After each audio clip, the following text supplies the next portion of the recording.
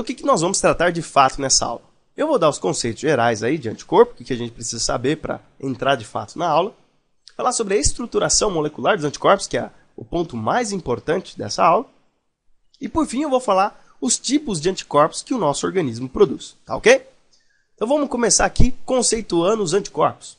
Os anticorpos, aí representados por imunoglobulinas, abreviado IG, são moléculas responsáveis por se ligarem a antígenos, que são os corpos estranhos, e desencadearem respostas imunológicas.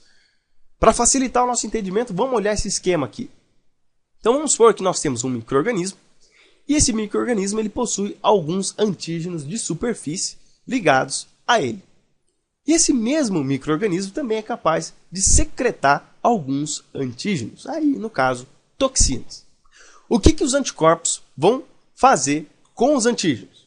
Como eu já falei para vocês, eles vão se ligar aos antígenos, tanto nos antígenos ligados à bactéria como nos antígenos livres. Aí pode acontecer dois eventos. Os anticorpos ligados aos antígenos que encontram-se ligados ao micro-organismo vão promover uma resposta contra o agente agressor. Então o anticorpo ligado a esse antígeno ligado no micro-organismo vai recrutar as células de defesa, os leucócitos, principalmente os fagocitários, para poder eliminar esse micro-organismo. Já os anticorpos que se ligam aos antígenos livres, eles são capazes de promover a inativação da toxina. Porque a toxina ela precisa ter um sítio ativo para se ligar com o seu alvo e desencadear o seu efeito tóxico. O anticorpo ele é capaz de se ligar nesse sítio ativo e fazer com que a toxina perca a sua atividade biológica. Então ele pode responder dessas duas maneiras. Ou inativando a toxina, se porventura ela estiver livre, causando alguma lesão nas células, ou promover uma resposta imune contra um agente agressor aí, caso o antígeno esteja ligado ao micro-organismo. Beleza? Então já vamos passar aqui para a estruturação molecular dos anticorpos. Eu já defini para vocês o que é e o que eles fazem, então vamos ver a estruturação molecular. Então, primeiro de tudo, as imunoglobulinas, como eu falei para vocês no slide anterior, são glicoproteínas produzidas por uma gama variada de tipos celulares. Então veja, os anticorpos são imunoglobulinas, mas nem todas as imunoglobulinas são anticorpos. São moléculas aí de uma superfamília de proteínas que são produzidas por uma série de tipos celulares também para reconhecimento antigênico, certo? Mas os anticorpos são produzidos especificamente pelos linfócitos B. Então, se nós estamos falando de anticorpos, nós estamos falando de imunoglobulinas, glicoproteínas que são produzidas pelos linfócitos B. E se nós formos observar a estrutura molecular dos anticorpos, a gente nota algo semelhante a isso.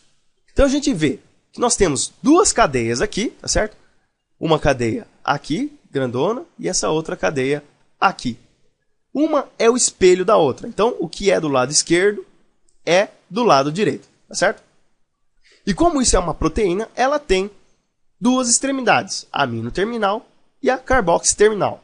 Aqui nós temos demonstrado as regiões amino-terminal, tá certo? Tanto para essa cadeia aqui, grandona, como para essa cadeia pequena. É a mesma coisa aqui. Então aqui nós temos a região amino-terminal. Para essa cadeia menor, a região C-terminal é aqui. Coloquei um único C para representar as duas. E a região C-terminal desta cadeia maior é nessa região aqui, tá certo? Bom, quando nós falamos no anticorpo, nós temos aí algumas características inerentes dele. Estas ligações amarelas aí que você observa são as ligações de sulfeto, ou seja, é a ligação entre duas cisteínas. É uma ligação covalente. E quando essas cisteínas se ligam, elas promovem essa dobradiça aqui no anticorpo, tanto aqui como aqui. E as cisteínas também ligam uma cadeia, a cadeia do lado esquerdo, com a cadeia do lado direito, aqui por duas ligações covalentes, tá certo? Essa dobradiça, aí, formada pela ligação de sulfeto, a gente chama de domínio IG, que é a região na onde nós podemos caracterizar os diferentes tipos de anticorpos. Mas isso nós vamos ver mais para frente. E como nós temos aqui uma cadeia verde e uma cadeia vermelha, cada cadeia tem a sua denominação. Esta cadeia verde, menorzinha, é denominada de cadeia leve, porque a quantidade de aminoácidos é menor. Essa outra cadeia maior é denominada de cadeia pesada, porque ela possui uma quantidade maior de aminoácidos. E se nós formos ver, este primeiro domínio IG, aqui, bem próximo à região N-terminal, este e este, são os domínios de ligação com o antígeno. Então, ou seja, quando o antígeno estiver presente, são essas duas porções que vão se ligar aí com os antígenos. E por fim, você nota que os anticorpos eles têm uma região que é angulada, aqui, né, ela é dobrada para a esquerda, para a direita, e uma região que é reta. Essa região que ela tem uma dobradiça é denominada de porção FAB. E esta porção aqui mais baixa é denominada de porção FC, ou região FC, tá certo? E existem alguns pontos nessa cadeia que são variáveis ou fixas. Vamos dar uma olhadinha, ver qual ponto é variável e qual ponto é fixo. Então vamos pôr novamente aqui o nosso anticorpo, sem aquele monte de desenho. E a gente consegue ver que essas regiões aqui da extremidade aminoterminal, essa e essa, é denominado de região variável, ou seja, ela é extremamente polimórfica. E o fato dessas porções serem variáveis, isso permite que os anticorpos reconheçam milhares e diversos tipos de antígenos. Essa porção ela é capaz de se moldar para poder reconhecer diferentes tipos de antígenos. E essas outras regiões, que estão representadas por C, são as regiões constantes, ou seja, elas não variam de acordo com o antígeno. Elas só vão variar de acordo com o tipo de anticorpo que nós estamos estudando. Certo? E você nota aí que existe o VL, CL, VH e o CH. O que é o L e o que é o H? Isso nada mais é do que o H, a cadeia pesada. Todos os domínios da cadeia pesada são denominados com H, H, H. H por conta que é uma nomenclatura em inglês que chama heavy, tá certo? E o L é denotado os domínios da cadeia leve. Então você vê aqui L, L, L, L. Isso porque também é um termo em inglês de L de light. Então aí nós temos a estruturação basicamente de todos os anticorpos que existem aí nas nossas células. Mas quais são os tipos de anticorpo que o nosso organismo produz? Ali eu mostrei a estrutura geral. E o que vai diferenciar um anticorpo do outro? Os anticorpos variam entre si de acordo com a composição da cadeia pesada. Então a gente pode falar se um anticorpo é X ou é Y de acordo com a composição de aminoácidos da cadeia pesada. E nós temos 5 isótipos de anticorpos. Isótipos é tipos diferentes aí de anticorpo.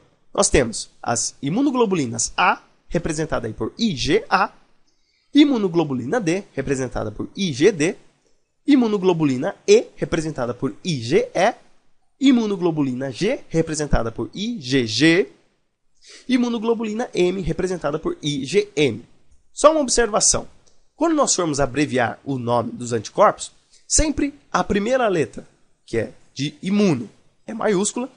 O G, representado pela globulina, é sempre minúscula. E o termo do isótipo da imunoglobulina é sempre maiúsculo. Então sempre será maiúsculo, minúsculo, maiúsculo. Tá ok? Só para vias de nomenclatura. Vamos ver especificamente cada imunoglobulina, começando pela IgA.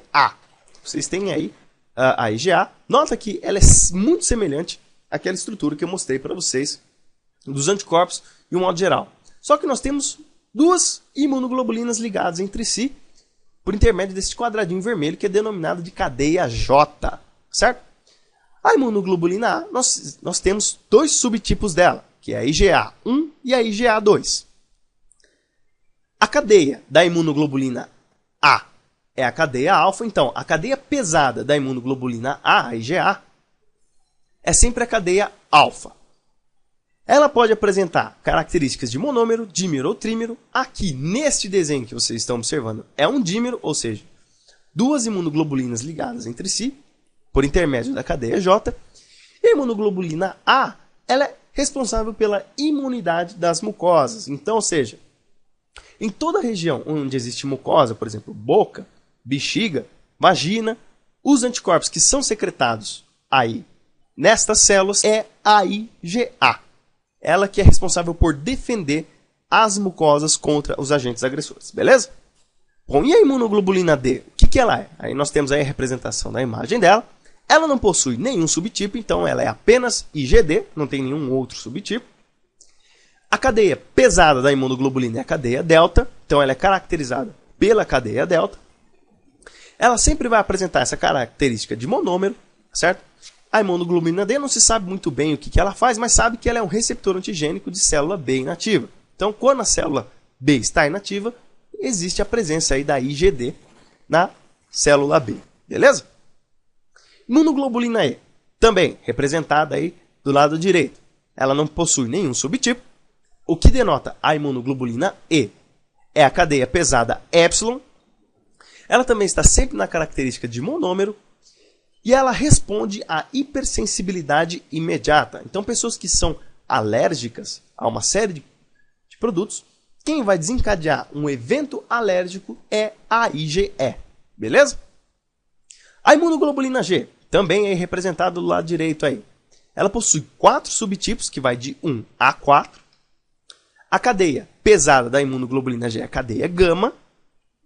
Ela também vai se apresentar nas características de monômero e ela possui vários efeitos no nosso organismo, mas principalmente é a principal efetora no combate de agentes infecciosos ou antígenos na resposta imune adaptativa. Ela é o anticorpo mais potente para combater especificamente algum antígeno aí, seja de superfície, seja secretado no meio. E por fim, a imunoglobulina M, a IgM. Você vê que ela é um pouco diferente das outras imunoglobulinas. Então, ela também não possui nenhum subtipo.